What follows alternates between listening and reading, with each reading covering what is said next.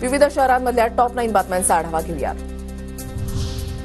कळवा, मुंब्रा आणि दिवा इथे आज पाणी पुरवठा बंद राहणार. एमआयडीसीच्या जलवाहिनीवर तातडीची दुरुस्ती करण्यासाठी 24 तास पाणी बंद राहणार.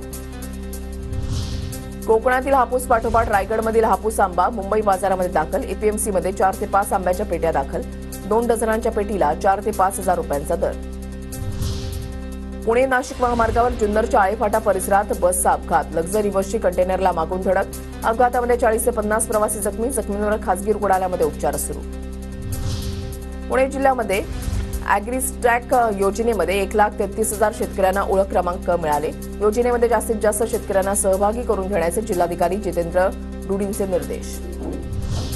माघी यात्रेनिमित्त विठ्ठलाचा प्रसाद म्हणून 6 लाख बुंदीचे लाडू. दररोज 40,000 लाडू बनवण्याचं काम सुरू. जास्तीत जास्त भाविकांना प्रसाद मिळावा यासाठी जादा विक्री केंद्र असणार. सोमनाथ सूर्यवंशी हत्या प्रकरणी परभणीमधील लॉंग मार्च 17 फेब्रुवारीला मुंबईमध्ये दाखल होणार. विविध संघटनांचा लॉंग मार्चला पाठिंबा.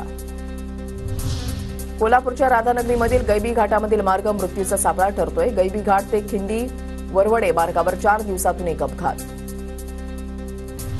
नाशिकच्या सिडको परिसरामध्ये 5 वर्षे चिमुकल्याच्या कारनं चिरडलं. चिमुकल्याचा मृत्यू. वडील मोबाईलमध्ये गुंग. डोळ्यासमोर मुलाचा अपघात. कार चालकाच्या विरोधात इंदिरानगर पोलीस ठाण्यामध्ये गुन्हा दाखल.